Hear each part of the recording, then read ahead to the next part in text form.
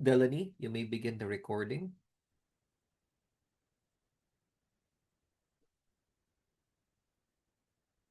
Okay, let's pray. In the name of the Father, the Son, the Holy Spirit. Amen. Glory to the Father, and to the Son, and to the Holy Spirit, as it was in the beginning, is now, and will be forever. Amen. In the name of the Father, the Son, the Holy Spirit. Amen. So I'll be starting the session now, and this is going to essentially put into perspective why even the modern day universities, which you will be entering soon, are actually structured in such a way. Okay, so there we go. So I'd like to have as the first lesson the history of formal higher education so that we can trace the modern day liberal arts, sciences, and professional schools to Europe, the way by which modern universities, including the Asian universities and the Philippine universities, the way by which these universities are actually um, structured are influenced by the way by which Europe's own universities came into being. If you're a LaSallian, no, like for example, Drin is applying for LaSalle, there is a College of Liberal Arts. There in the past, there's a College of Arts and Sciences. Essentially, that is how Ateneo was. Okay, before Ateneo splintered into the schools like School of Management or the John Gokongwei School of Management or JG Som, the SOSE or the School of School of Sciences and Engineering. It used to just have the School of Arts and Sciences. Kasi ang arts and sciences, no, these are the two pillars, no, the two pillars of a university life. You need to have the colleges for the arts and then the colleges for the sciences. And then you had the professional schools, which Ateneo used to have also. The professional schools were largely limited to graduate degrees or post college degrees. Particularly, you had the Ateneo School of Law or the Ateneo Law School, the Ateneo School of Medicine and Public Health, which is uh, beside Medical City in Ortigas. And then you have the Ateneo Graduate School of Business. So the Graduate School of Business and the Law School are in the Rockwell campus. UST is a mixture of all three. We have colleges for liberal arts. That's the Faculty of Arts and Letters. You have the College of Science. And then you also have the professional schools. And if you can try to recall, what makes a professional school so? Usually, it is because the kind of work or the kind of job or occupation that that particular program prepares a person for is regulated by law. So if you can give me, again, examples of regulated professions. Kaya may tinatawag tayong professional regulated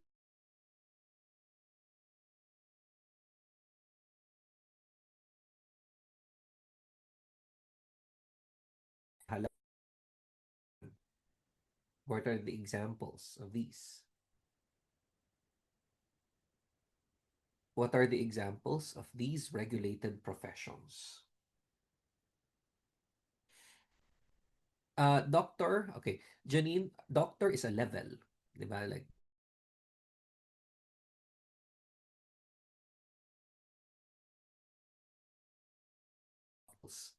but doctor kasi, sorry. All right. Sorry.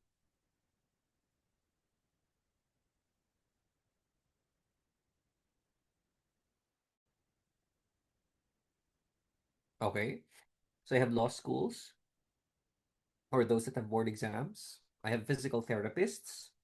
So going back to my question to Janine earlier, if we don't call them doctors because doctors would mean a level, how do you call them? How do you actually call them? So you have doctors, you have teachers, you have lawyers, you have physical therapists. What is the proper term for the profession that we colloquially call doctor? Physicians, correct. Give me others. Okay. So you have physicians, you have physical therapists, you have teachers, you have lawyers. What else? Doctor of Medicine, that is the degree, anak. So it's physician, no? That's the name of the profession, physician. Engineers, correct. Okay, what else? Professional teachers, correct. Chemists are a regulated profession. And bakit sila kailangang i-regulate? Bakit kailangan i-regulate ang mga guro, ang mga manggagamot, no, the physicians, ang manggagamot, ang mga inhinyero? Why do you need to regulate? What is the need to regulate these people? PT, OT, bakit sila kailangan i-regulate? Why is there a need to regulate? Okay, to make sure their practices adhere to the laws set by the country, but why does the country even have to have a law? What exactly ba kasi to ensure they receive the proper training and live to the standard to ensure they serve their purpose in society without harming others, correct? They are being regulated so that they don't do harm. Or that even if they do harm, they will be, at the very least, no, these people will at least be subjected to some form of law so that those who are harmed can actually earn or get back, no, some form of reparation or some form of compensation. Example, yung mga regulated professions na yan, kaya yan nire-regulate, kaya yan nagkakaroon ng code of ethics, no? So tama yung sinabi ni Janine, to ensure that they follow the ethics within the profession. Tama yung sinabi ni Lay, so that they can serve their purpose in society without harming others. And Willow was also saying that to ensure that the trust of the people is maintained, so that you can minimize the risk of malpractice. Lalo pa sa mga manggagamot, sa physicians. Ang bawat operasyon ay merong dalang panganib. There's danger. There's risk. Okay? But a very good surgeon or a good surgeon, a good doctor will make sure that the risk is minimal or that before the procedure is carried out, alam kung ano ang mga pwedeng mangyari. So, professional schools are essentially those that train people for the given kinds of work, no, the given professions. But what is the history of all of these? We have to first go to the Middle Ages or the medieval ages. Around how long were the medieval or the Middle Ages? Around how long itong period na ito?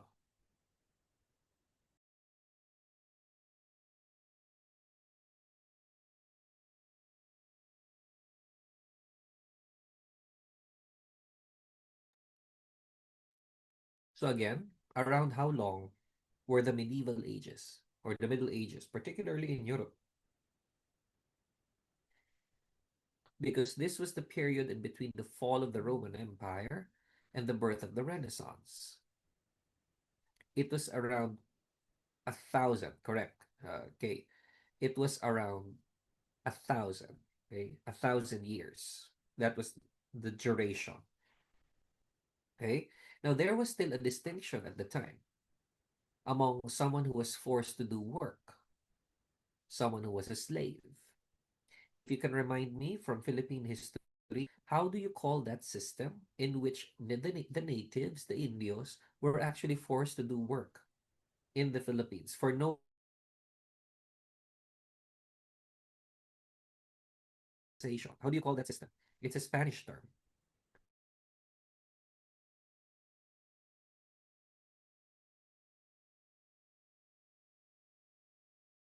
During so again, how do you call that system? Oh, sorry, I lagged. Okay, so all right, Kirsten is correct. Luza is correct. So the system during the Spanish colonial period is actually called the Polo y Servicio. Okay, so the Polo y Servicio is actually the system that forced labor on Filipinos. Okay, During the Middle Ages, so you had people who were forced to do work, you had people who were slaves, you had people who were properties of feudal lords. Remember, slavery is a dark stain on our history as humans. The commodification of people or classification of people into property, tradable goods, was a very nasty part of slavery. And during the medieval ages, the Middle Ages, there was still this kind of, this kind of practice. And when you put together all the first three, someone who was forced to do work, someone who was a slave, and someone who was a property of the feudal lords, you get to distinguish someone who was free. Okay? You get to distinguish the free person during those 1,000 years, that whole millennium of the Middle or the medieval ages. Okay? These people who could actually enjoy the freedoms that were not accorded to those who were slaves. But what exactly made a free person free? In general, someone who can pursue knowledge for its sake, who can shape one's future and career according to one's will. That was the definition of a free person, or that's among, no, the different characteristics that would determine what a free person is, right, or who a free person is. Thus, if you were free to actually do what you want with your time, do what you want with your life, kailangan mo ng pagkakaabalahan. If you were someone who was not free, if you were a slave, if you were, for example, a servant, if you were a property, okay, then you all essentially just had to obey what your master told you. You had to do the things that your master told you to do. That's essentially the nature of it. But a free person didn't have to abide by such. Okay? A free person didn't necessarily have to abide by such kind of practice, because could instead a free person could instead spend time doing what this person wanted. But for that person to function in society, okay, for that person to for that person to make that kind of this to make that kind of living, meron siyang dapat pagkaabalahan. Ano ang mga pwedeng pagkaabalahan nitong mga taong ito? Okay?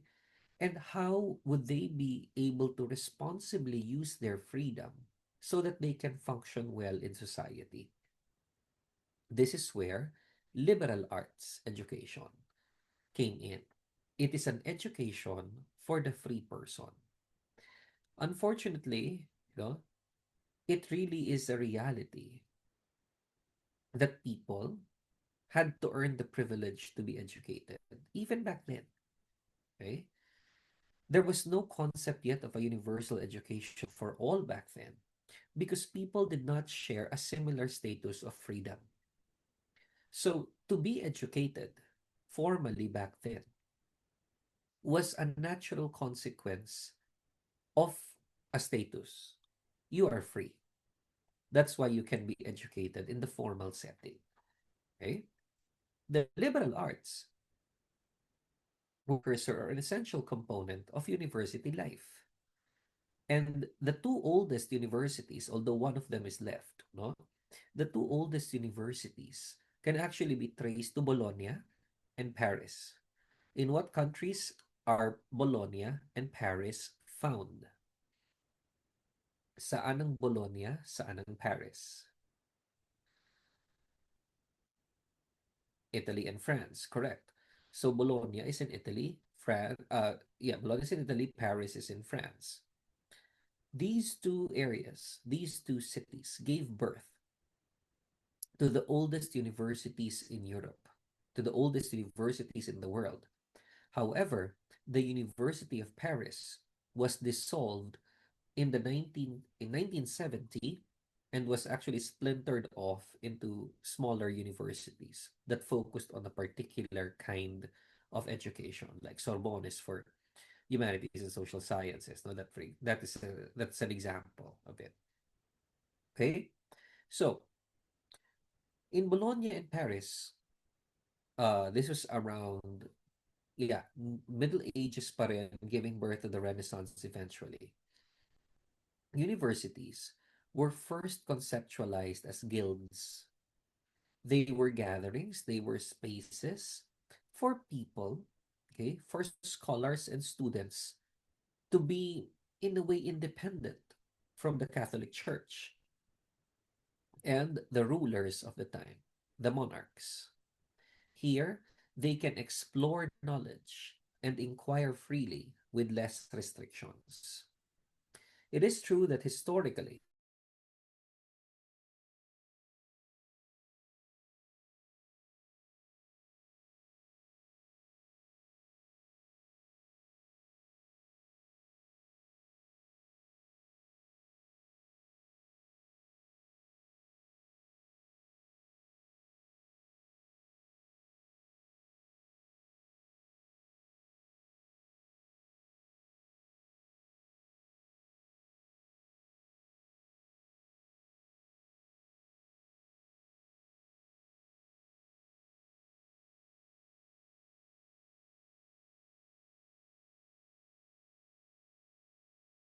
okay, I'm back. Sorry. All right. So, as I was saying earlier, in Bologna and Paris, they wanted to establish universities so that they can they can enjoy some form of freedom from the church and the authorities. Because among the things that they were not really able to do back then was to freely explore knowledge and to inquire freely. The Catholic Church, for example, has had many contributing has had many contributions to science. The first patrons actually of the arts and the sciences were the Catholic Church members. No? They had the resources to patronize, and they did support art and sciences. But history also includes not so nice moments, painful moments in which the Catholic Church was not in agreement with scientists. When the Catholic Church and the monarchs of the time were not particularly supportive of certain initiatives or certain ideas. And that was something that people or the scholars of the different guilds were reacting against. Huwag niyo kami masyadong pigilan. Kasi nga gusto naming matuto. Okay? That is where universities, no, came to be, no, in Bologna and Paris. They wanted the ability to be able to explore questions with less restrictions. Now, between the two, the University of Bologna and the University of Paris, which is still in operation, which is still in operation, the one in Bologna. Okay, so the one in Bologna remains to be in operation. You're correct. So the one in Bologna remains to be in operation. The one in France was dissolved when?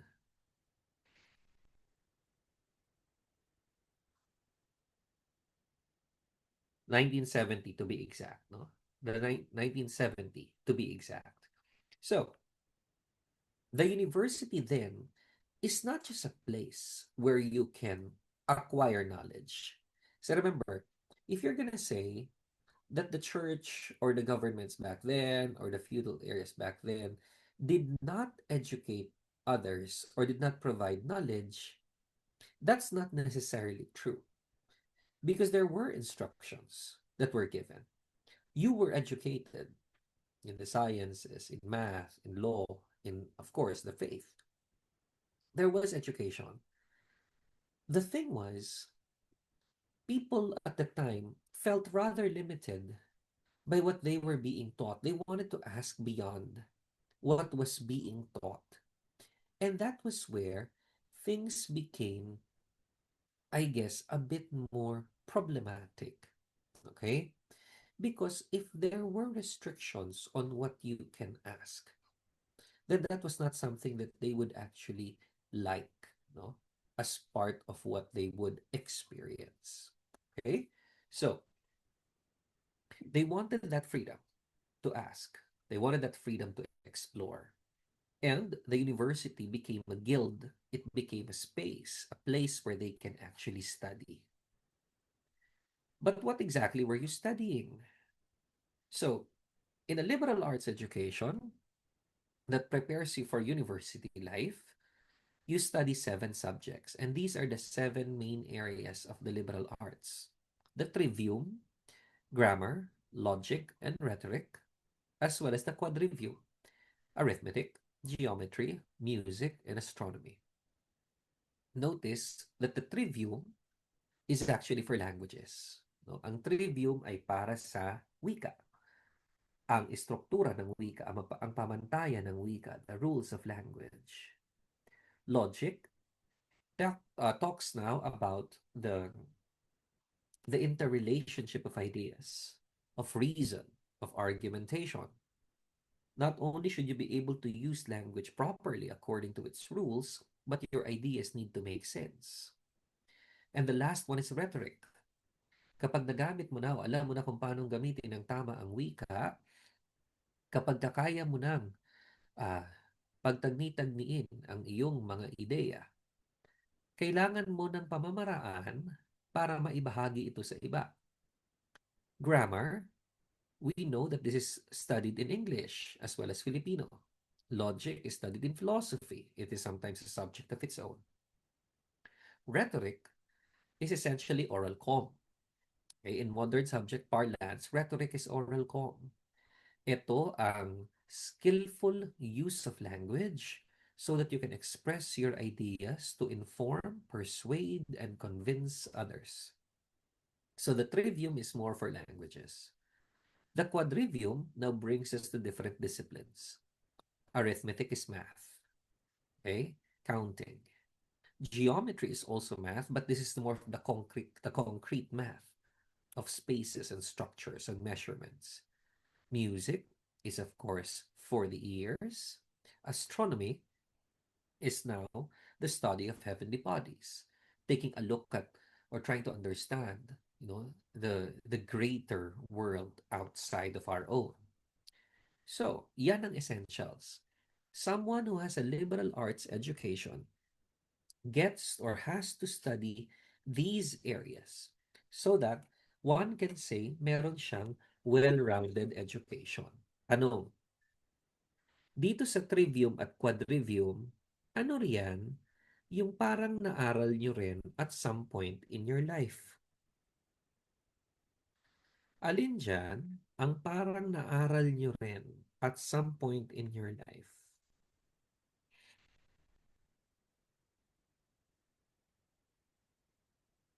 Sa trivium at quadrivium, alin diyan ang parang naaral nyo rin at some point in your life?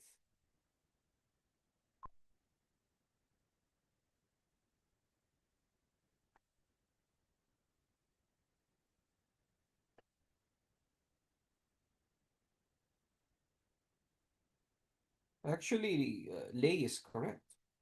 To this day, you're studying all. But the subjects' names might not be the same, except for music. Geometry and arithmetic are now lumped under mathematics. Astronomy is a component of science, general science. Logic is a component of philo, sometimes English, when you discuss logical fallacies. Rhetoric is oral com. Grammar remains to be embedded within English and Filipino. And that is why, even in the modern day, kayo, tayo, ay naiimpluwensyahan pa rin ng kung anong sistema ng formal education ang ibinigay sa mga tao over 1,000 years ago or close to 1,000 years ago. Okay? Now, kaninong grades ito? Kaninong grades ito?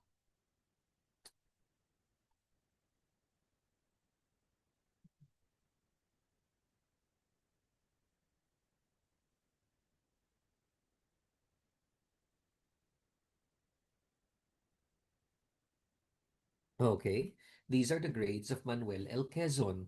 Saan galing si Quezon in terms of residence? Saan siya galing?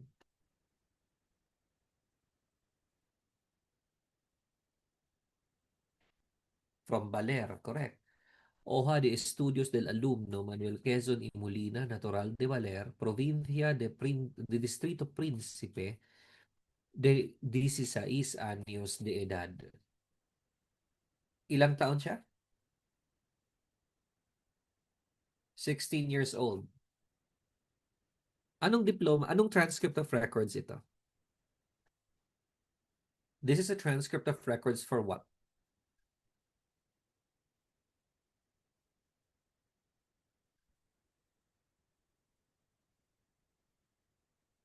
It's kind of like a report card. Oh. This is a transcript of records for what level of education?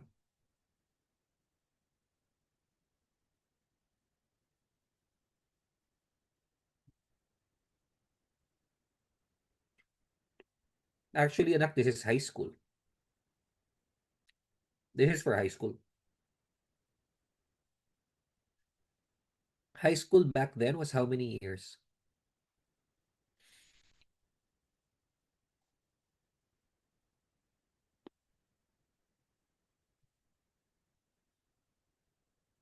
Back then, take a look. High school back then was how long? 5 years. What word there indicates the word year? Classmate natin siya. Oh, nandito siya today. The word anyo. Okay, anyo essentially means year. So first year, second year, third year, fourth year, fifth year. Now, ano-ano ang mga inaral ni Quezon nung first year?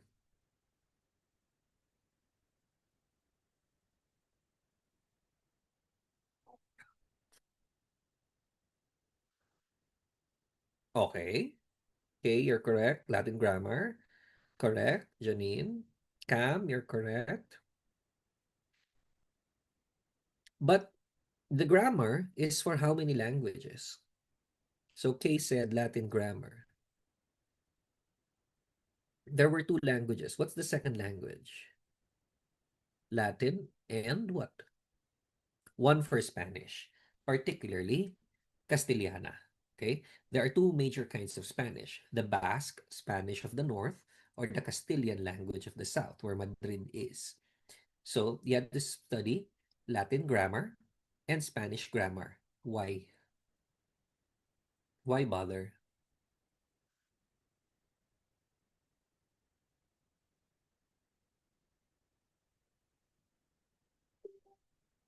Why bother with studying?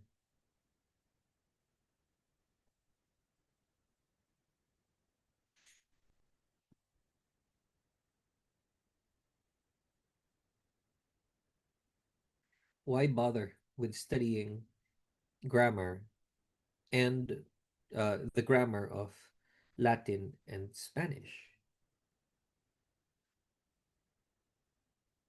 Why bother? So that he can understand his next course, which is Doctrine History. So Keisha is correct. But again, why? Why those two languages?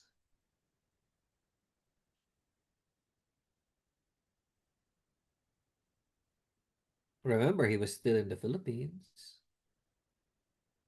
Because these were, well, not necessarily the primary language used back then, Reese. Pero you are partly correct if you add a few more words to that. Because this was the language of what? Or these were the languages of? Okay. We were colonized by the Spaniards. Yes, that's correct. That's the Spanish side. Why Latin? Okay, Janine is correct. Those languages were essential in colonial Philippine and Spanish education. That's correct. Reese was also correct that these were primary languages, but you have to qualify that further. Yes, it's the language of the intellectual elite. You're forgetting something. Why Latin? Exactly, Janine. Latin helps us understand the church. Remember, he was studying in Letran, run by the Dominicans. He had to understand, okay, Latin so that he can read and he can recite the prayers also and understand the texts so that you can understand better your faith. Spanish, in the meantime, was now the language of, as Willow said, Spanish was the language of authorities, Latin was the language of the church. And you had to study both so that, as Kay said earlier, you can study the third subject, which is what? The third subject of first year.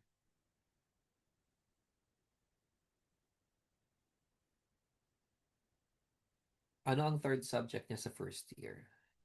History, but that's doctrina Historia Sagrada. Okay, it's actually sacred doctrine and history. Sacred doctrine and history, which in modern language is what? What's the subject called now?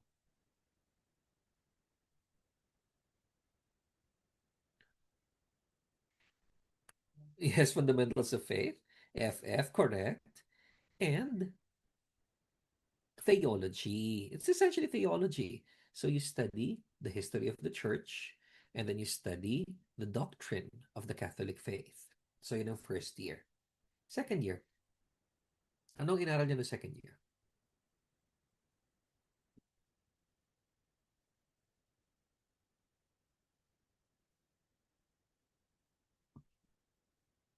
Latin grammar 2, Spanish grammar 2, and geografia, no? Or geography. Next, pagdating sa third year,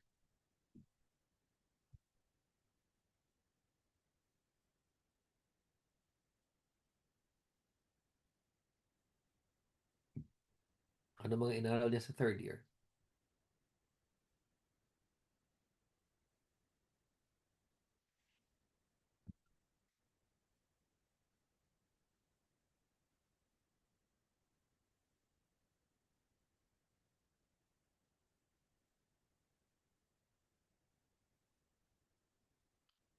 So, Greek and traditional Latin something po. Tama naman. Okay. It's the analysis and translation of Latin and the rudiments of Greek. Okay? The rudiments of Greek. And then Historia Universal de España y Filipinas. So, universal history of Spain and the Philippines, as well as arithmetic and algebra. Okay? By the fourth year, he had rhetoric and poetics. So that's the literature part. You had geometry and linear trigonometry. And then you had French. Question: did he study English? Did the guy study English? No, he didn't study English. There's no grade. There's no grade. Hindi naman nilagay yung parang id or iyo, which means same. Di ba? Saan siya nag-aral ng French?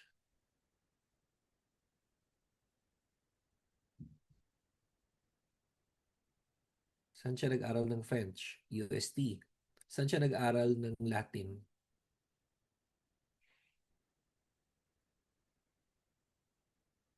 Letran. Correct.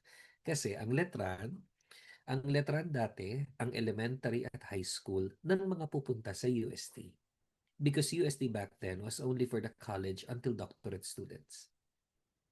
So ang basic ed natin dati was only letran. Okay? And then we go to UST so that we can study in university. Now, ano mga inaral niya in the fifth year?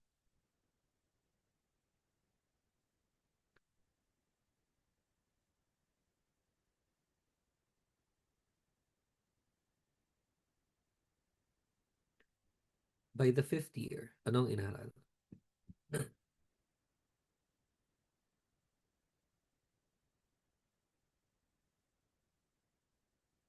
So by the fifth year, ang inaral naman niya ay logic, psychology, and moral philosophy, physics and chemistry, as well as natural history.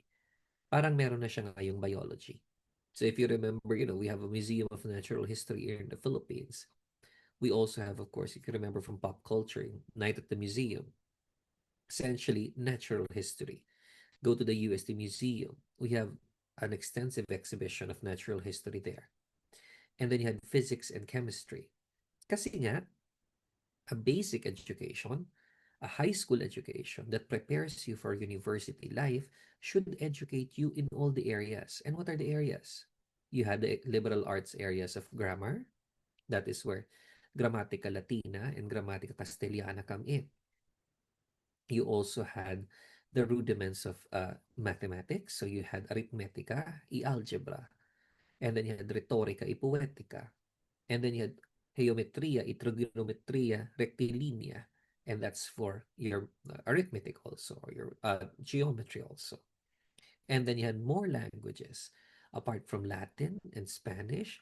He had French, though he did not take English, and that is why until his dying day, okay, he was not he spoke a very accented English. He learned English eventually. He dealt quite well with the Americans. But by nature, Quezon was a Spanish speaker.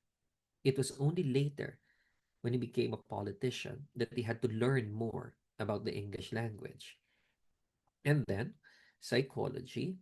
Pero hindi mo lang inaaral kung ano yung, hindi mo lang inaaral kung paano umasal ang tao.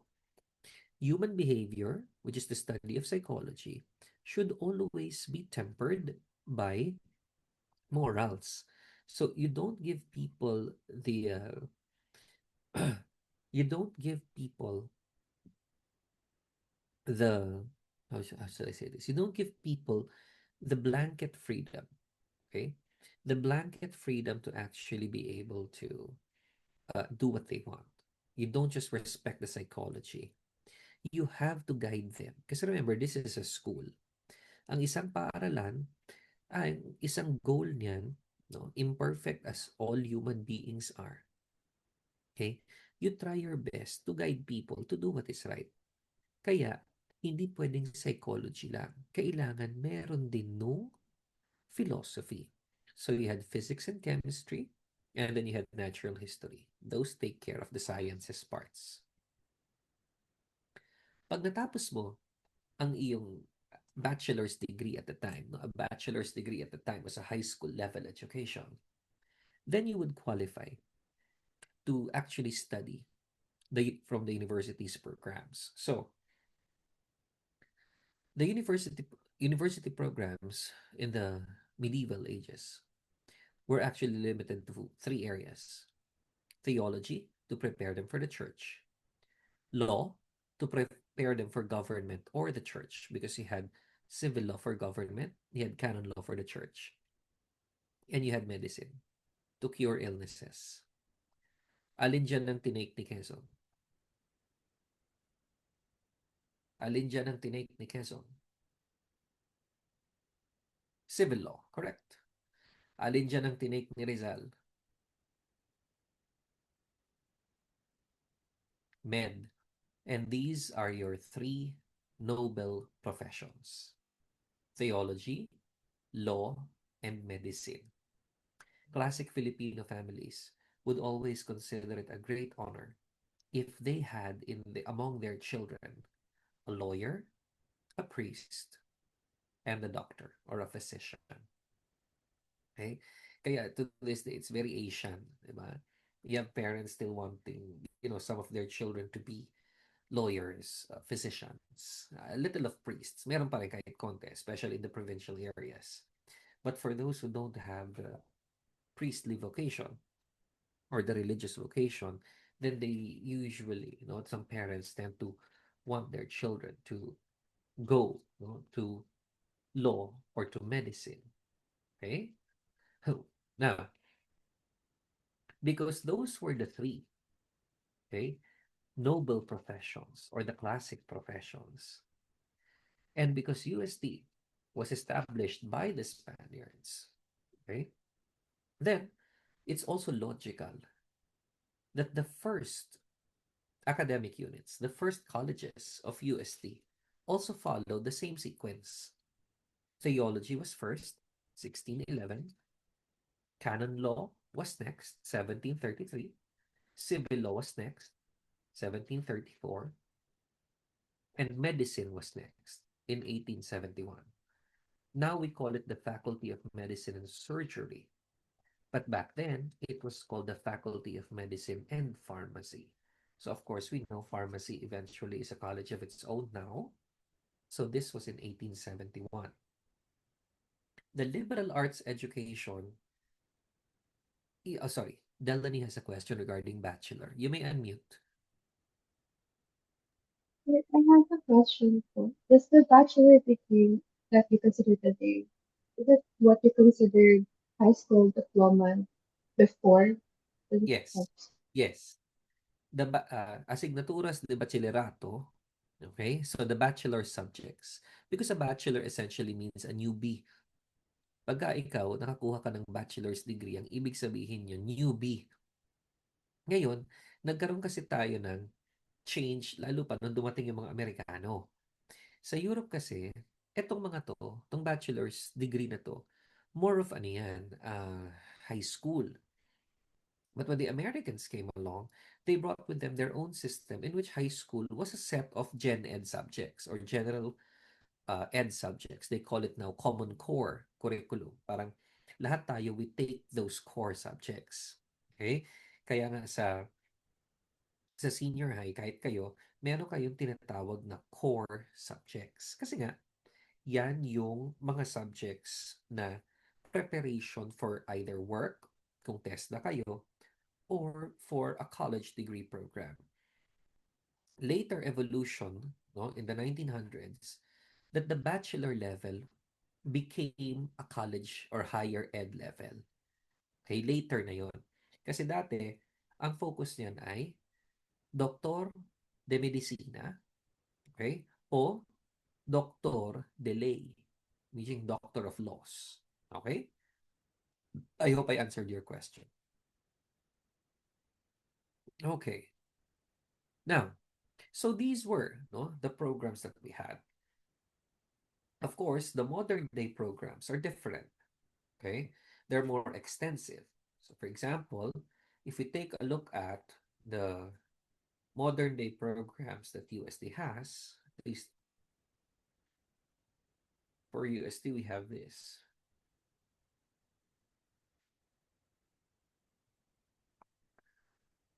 So you have here the humanities and the social sciences. You had the bachelor's, post-baccalaureate, that includes master's degrees, and the doctorate program. So, sa Sunday, mag-exams na kayo. AM or PM kayo on Sunday? AM. AM lang ba lahat? Okay. AM. So, taas ang virtual hand. Asian Studies team. Do I have Asian Studies people here? Behavioral Sciences people. Okay. Education people. Anybody from education? Psychology. Okay. Psychology. Communication. Ito yung parang com arts natin. Creative writing. Mm-hmm. Cultural heritage studies. Of course, nobody's going to take this yet. Wala pang bachelor's program for this, but this is a master's degree you can take. Curriculum and instruction is also an education specialization later on. Development studies is a SOC specialization. Early childhood education is a bachelor's degree. It's offered under the College of Ed. Early childhood is for educating children from the ages of 0 to 8. Economics, team econ. Nasaan ang team econ? Okay, yeah. And then, ano pinagkaiba ng English language ed sa English language studies? English language ed, you train to teach English. English language studies, you train to possibly teach English, but your first priority is to study English. to be a researcher, to be a linguist. So it's broader in its application. Guidance and counseling is a specialized degree after psychology.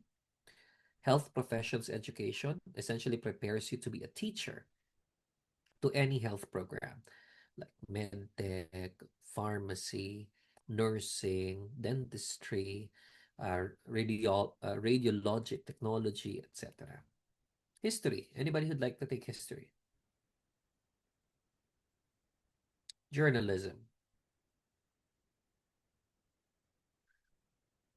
Later on, who will be lawyers? Juris Doctor. Civil law. Sino maglo-law after college?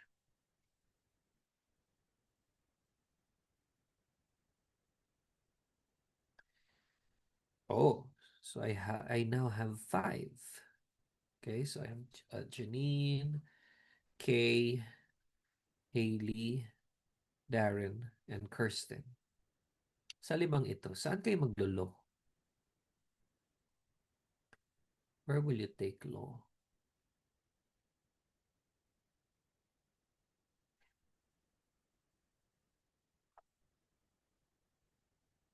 Where will you guys take law?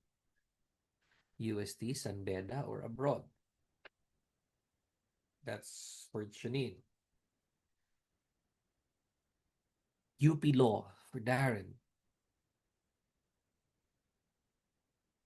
How about you? Ateneo or abroad for Kay. Kung abroad, saan? Saan ba maganda mag-aaral ng law abroad? And where will you practice?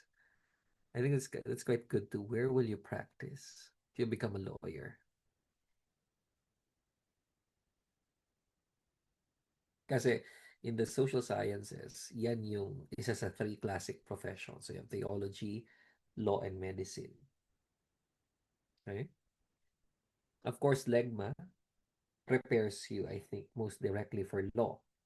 But it prepares you for the business side of law also. That's why there's the management side. You may not necessarily be a lawyer, but you can help manage the law firm, no? The business side of things. And you also have literature. Anybody who's taking up literature? Okay. Marketing communication is a specialized form of communication. It's essentially a merger of communication and advertising. Philosophy. We're taking up philosophy.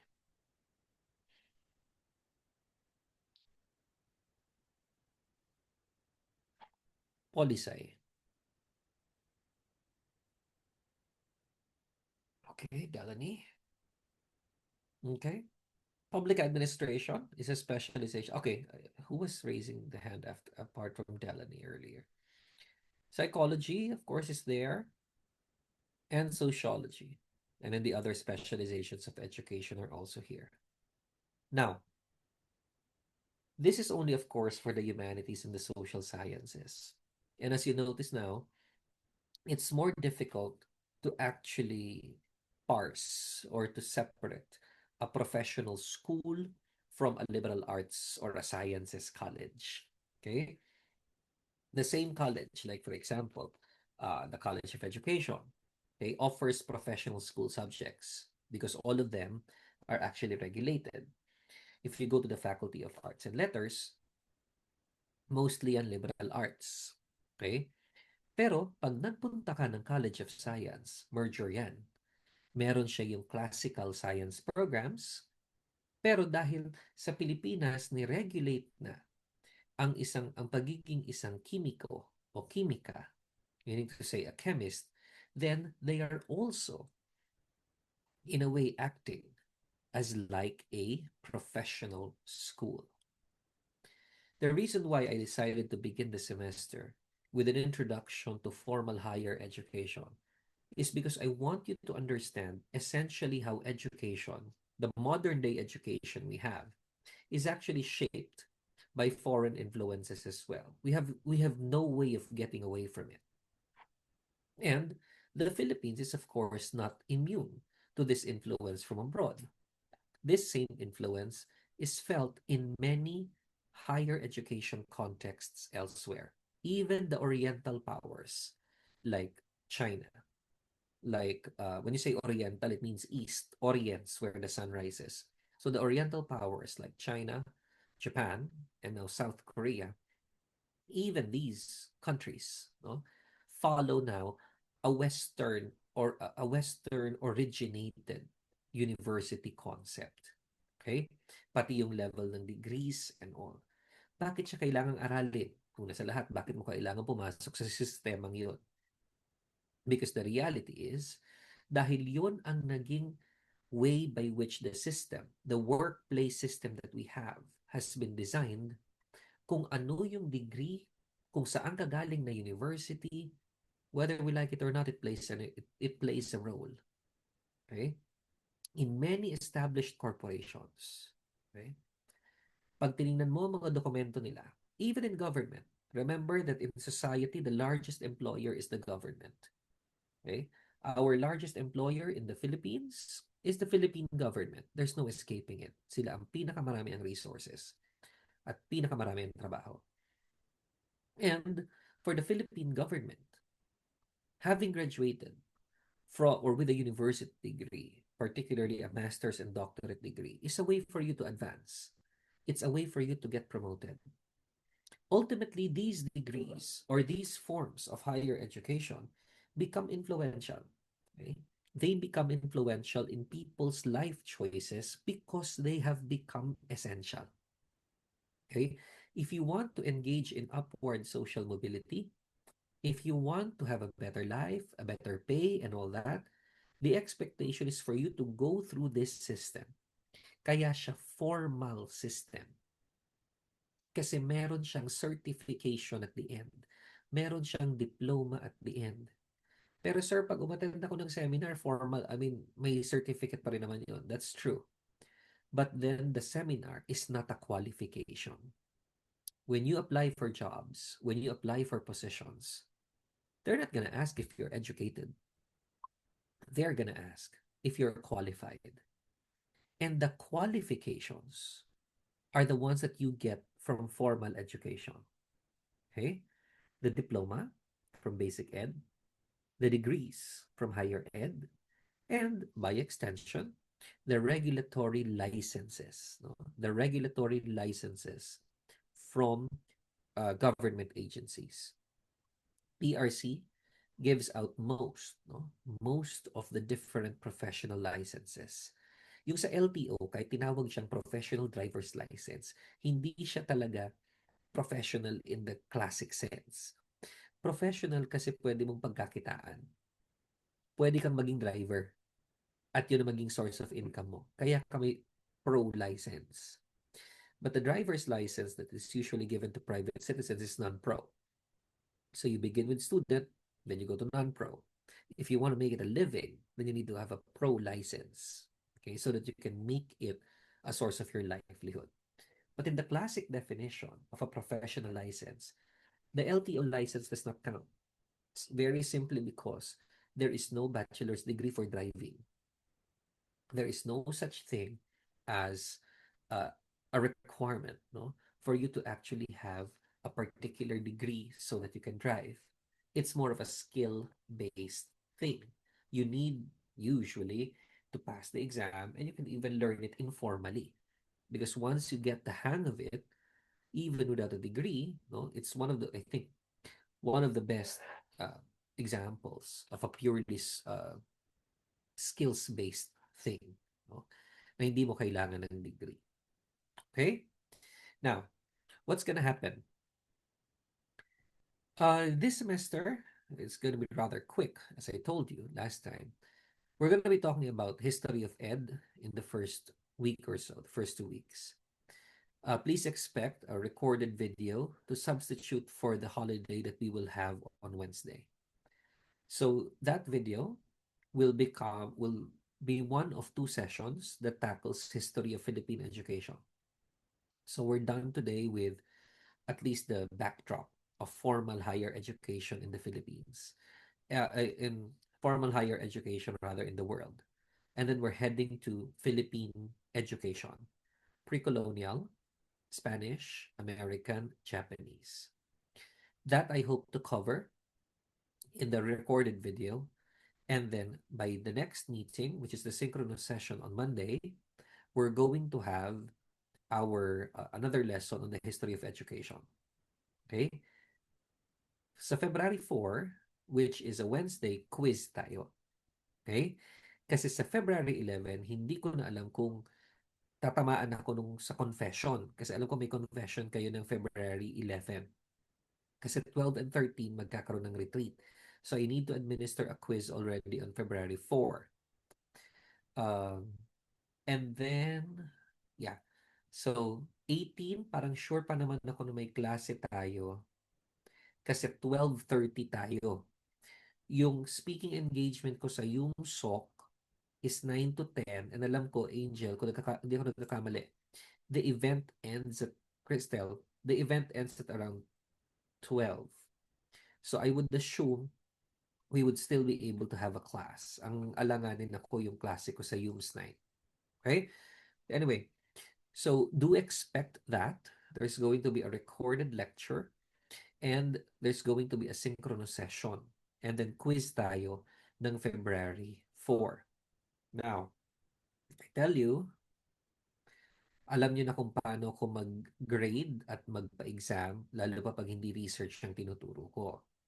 So it matters that you know exact terms. It matters that you know definitions. It matters that you know how to navigate the tricky questions. Okay, so the true or false will still be there, the identification will still be there, matching type may be there, odd one out may be there. Okay, so I will not lie to you that I guess for some of you, DISS became your lowest subject. That was revealed to me in UMS 9 kanina. DISS pala ang lowest subject nila last SEM. Sana wag naman ako malagay dun sa ganung category this SEM. But it matters that you get high grades in quizzes kasi humihila talaga yun. Okay? The PETA, I don't doubt. No? The performance tasks ninyo, I have no doubt. But the knowledge part, the written work part matters too. Okay? So, questions. Questions.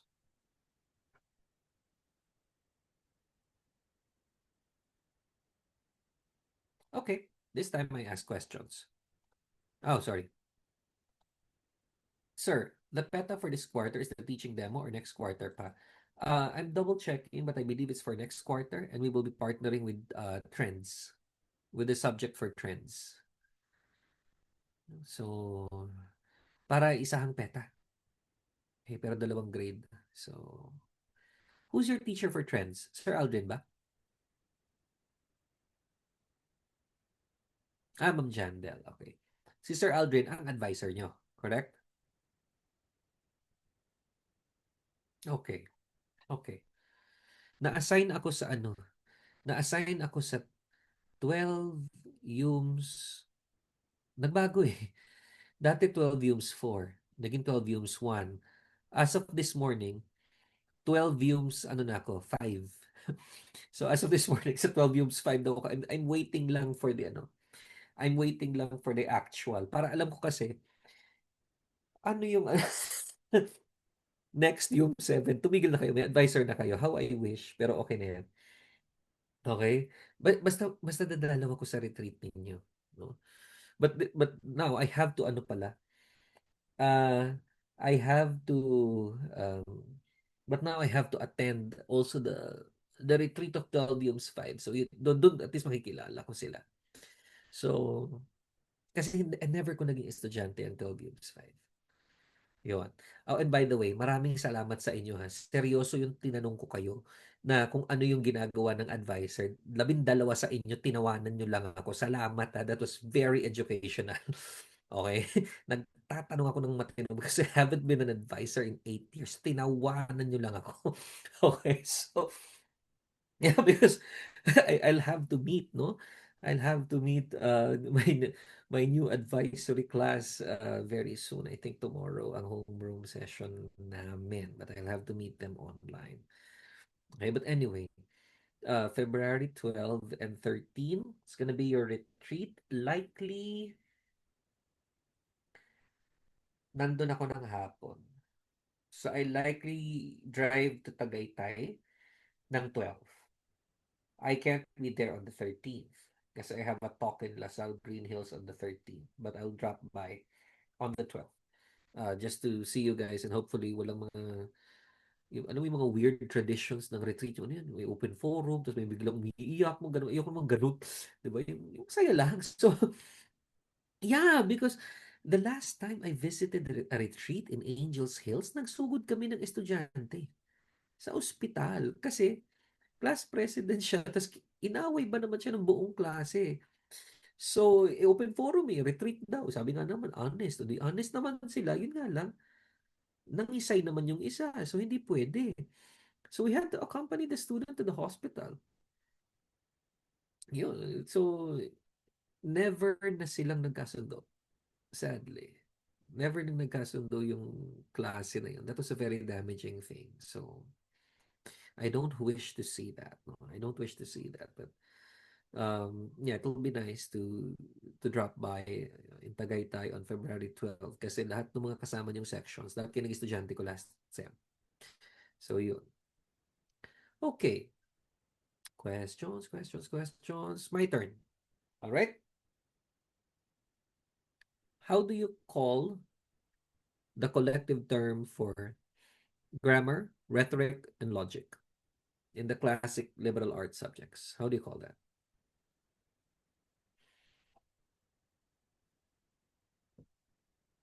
How do you call it? Trivium, correct. After the trivium, what do you take as lessons? What do you take next? Quadrivium. Very good. All right. Therefore, you have 7 liberal arts subjects. In classic European and even in classic Philippine colonial time during the Spanish period, the liberal arts subjects would earn you what level of education?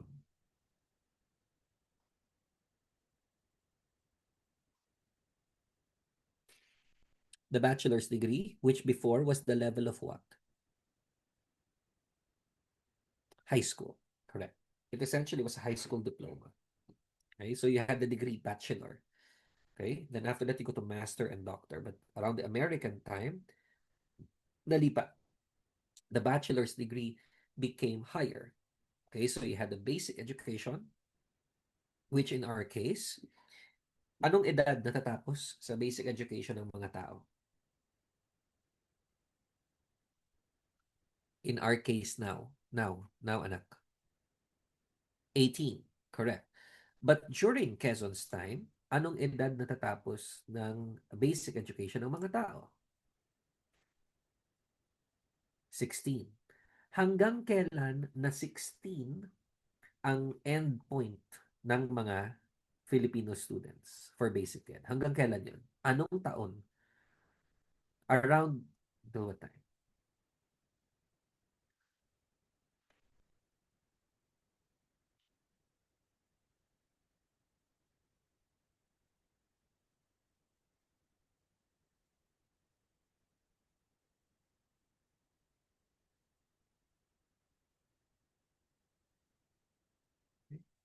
Around, actually 2016. Zaire is correct. It was 2016. Kasi, nagbago lang naman yan ng K-12. Kayo ang ilan sa mga una. So it's been a system for over a century. No, over two, over over a century. 2016 lang na bago yan. Kasi ang high school, natatapos lang ng 18, less than 10 years ago. No? Kasi nga, during the K to 12 transition. Kaya yung classic na Sweet 16, okay, which is the end of high school, was essentially celebrated before, okay, because it was not just like a special period during adolescence. It was actually a time of like an educational milestone. But now, it coincides with the debut. So that, as we said last time, matatapos ka ng 18 anyos para pwede ka nang magtrabaho o pwede ka nang magkolehiyo. Okay, so What kind of education is given to a free person?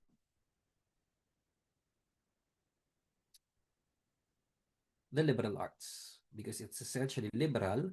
Essentially, it is for someone who is free. But liber in Latin does not mean free. Liber simply means books. Okay? Liber means to read. That is why it is for those who are literate, those who are learned, and those who have the capacity, no? The capacity to actually study. Okay. Now, of course, it's a different thing. Education back then was for classes within society. Now it's more for, at least the aim of the United Nations is for universal education, the universal right to education. Education is more inclusive now, in contrast, of course, to how it was before. I mean, for one, education is now available even to females, right?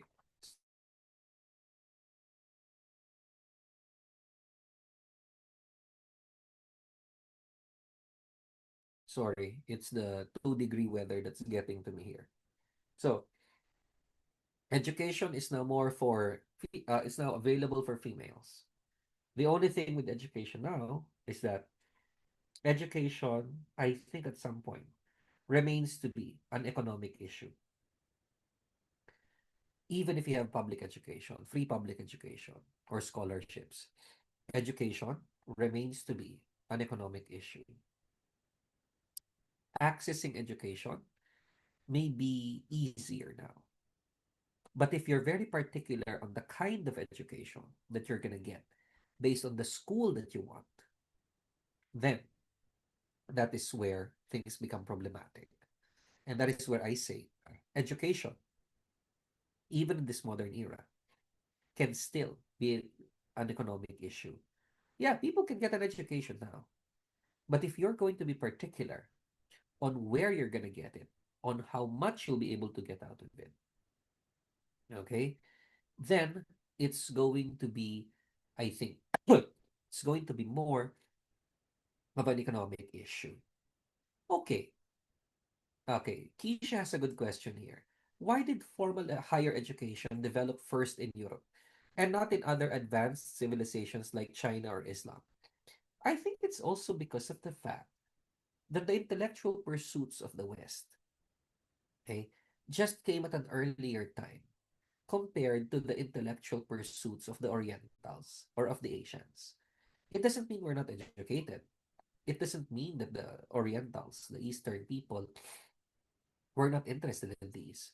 But, there was more political control, I think, uh, more oppressive regimes also. Europe had its own oppressive regimes, but I think they were able to yearn more for independence. No? The thought of a free people, I think, was something that the thought of freedom was something that Europe felt first, more than the Chinese countries, which were influenced by the dynasties, had. Okay, does it mean there were no yearners for freedom before? Definitely not. There were yearners for freedom, but as to how big of a yearning there was, then that is perhaps something that is more well documented in Europe. And I think the reason why it developed first, or it developed earlier in terms of formal higher education in Europe, is because I think they were also the first ones to really put the system to it. Even in recent memory, no, uh, Oriental countries still rely on the more informal way of education. Europe was already doing it. Bologna was already doing it for what? Around the 1200s, I think. The University of Paris was established 1215. University of Bologna, I think, in the 1100s or the early 1200s. Yan ang University of Bologna. And I think it's also because of the fact na hindi sobrang absolute dictatorship ang napagdadaanan ng ilang taga-Europe before. Okay? Or at least that's what they were trying to overcome. No? the issues that they had with monarchs, the issues that they had with, even the Pope is a monarch. No? So remember, in terms of governance, the layman's term, the Pope is a monarch. So there was more room, I guess, no, during that time to be able to develop this kind of system, that yearning. Of course, during the medieval ages, uh, the church and the governments of Europe also went through a very dark period of suppression, of violence, of um, fighting against or curtailing free thinking people. Kaya nga, di ba, the universities wanted to overcome, no, or wanted to explore knowledge in a more, in a freer way, in a less restricted way. Because during the Middle Ages, the medieval ages, there was that. For China or Islam, of course, there's the possibility that they had educational systems of their own. Unfortunately, in the game of world history and politics and popularity, they're not as popular or as well known. And because for many centuries, the West set the standard of what civilized life is, then those narratives might have been lost already. Na meron na pala sa China, meron na pala sa Middle Eastern countries, meron na pala sa mga Islam believers. Pero bakit hindi siya naging popular during that time? Well, remember, history is written by the winners, including the populars. And the West, no joking about it, especially for a colonized country like ours, previous colony like ours. The West was very good at popularizing themselves. Now, of course, it's the era of the Asians, whether we like it or not. The old Western powers are declining, but they remain to be very powerful. Right? So what's happening now is that we actually have Asia as becoming the next superpower, but it's not the Asia where Japan is ruling. It's the Asia where the Middle East and China are ruling. For us in the Oriental side, the Eastern side, not the middle, but the East, the real East, China is going to be our superpower. The West, US is still a power, definitely. Europe is a power, but a very fragmented power. They can't agree on each other. They can't agree with each other. So the regional hegemon, the one they call the regional hegemon for the West, whether we like it or not, is still the United States. In Asia, it's becoming China. In Northern Asia and Europe, Russia is the wannabe regional hegemon. So sorry for the lengthy explanation. But to answer Kay's question, why did formal higher education develop first in Europe and not in other advanced civilizations like China or Islam? Well, my take on the matter is that the collective yearning was present. Okay? The I think that eventually the lack of oppression or opposition to the idea was also present. Kasi pinayagan pa rin sila, hindi sila pinagpapatay eventually. Although there were violent altercations in the past. And the fact that it was documented. We cannot say for sure na walang ganitong similar system sa China or sa Islam before. Baka pwedeng meron, pero hindi siya kasing popular. Okay? Kasi nga, as Europe built their systems, remember, they also built their dominion over the East. So they got to colonize us. They colonized India. They colonized Singapore, for example, Cambodia, Myanmar, and all those kinds of countries. So as they grew, their influence also grew here, and at some point that might have stymied the growth here in our Oriental areas. Okay, I hope that answered your question. Okay, sige, picture tayo for attendance. Turn on your cameras.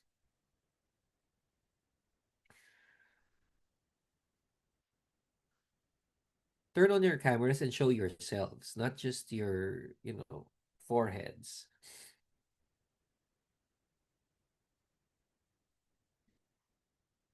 All right. Show yourselves, everybody. All right. Janine. Oh, what?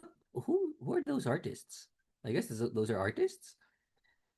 Oh, who's that cute kid with Haley? All right. All right. Hello. Sige. Picture in three, two, one. One more. Okay. I'll see you guys when I get back next week. Bye bye.